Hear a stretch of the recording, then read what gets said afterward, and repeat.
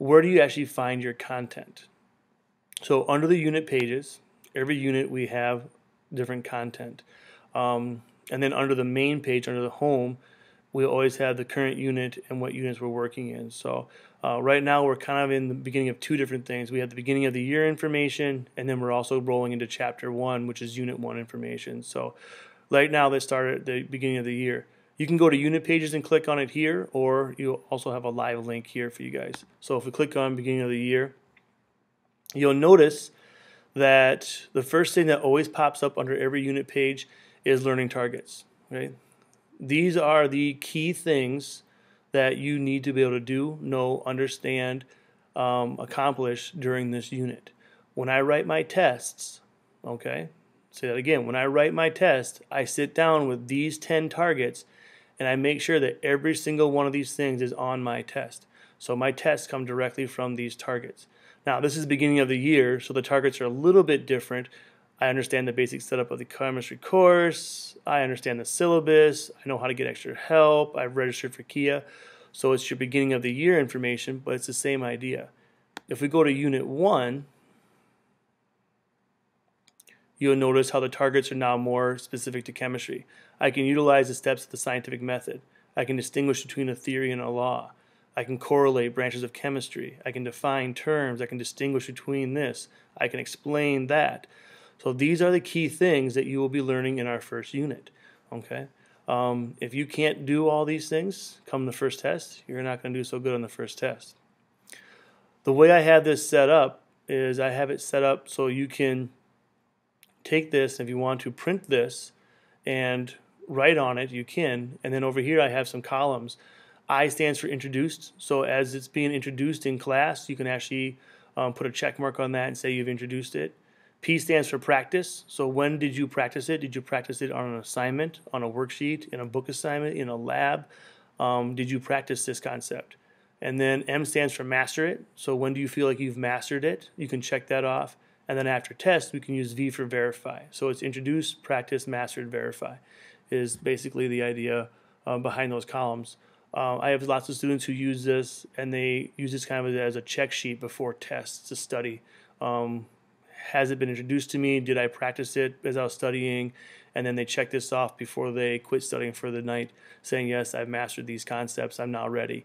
And then once you get your test back and you got an A, you can verify everything. So that's kind of how the learning targets work. And we'll talk a lot about targets throughout the whole year because we can come back to these over and over and over again.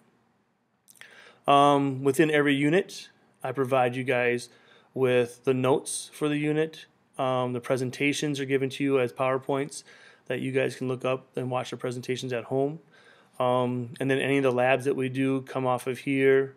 Sometimes if you make a common mistake on the lab, I'll give you some reminders or some hints there as you do that. So all your files, everything you bring to my class will be set up here and linked here so you can get them. So if you want to get the notes for Unit 1, which is one of your assignments for Wednesday, you can choose to get the notes and have 3 slides per page on it, so you have some room on the right-hand side to write in your own notes, or you can choose to get notes as 6 slides per page. So if you want it as 3, it looks like this, and then when you print this, you'll be able to have extra space. Now, if you want to do it as 6 per page,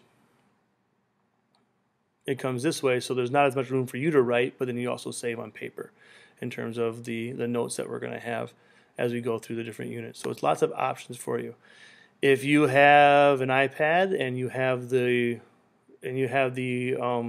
PowerPoint app on there, you can maybe just put the PowerPoint on and go through the PowerPoint as I do in class. That's fine also. Depends on how you want to organize your notes throughout the year. If you have a note-taking app on your iPad, same deal. You might want to download this and then write on it with your stylus, or just add stuff with your finger as we go through the notes, as we go through. I'll also provide supplemental links, things that we talk about in class, videos, other websites, and then any video lectures we do or things that I talk through the camera like I'm doing today will also be posted here for you guys. So for the beginning of the year stuff, if we jump back here, you will see that we have a lab report guide, the syllabus is here, and then a week 1 checklist.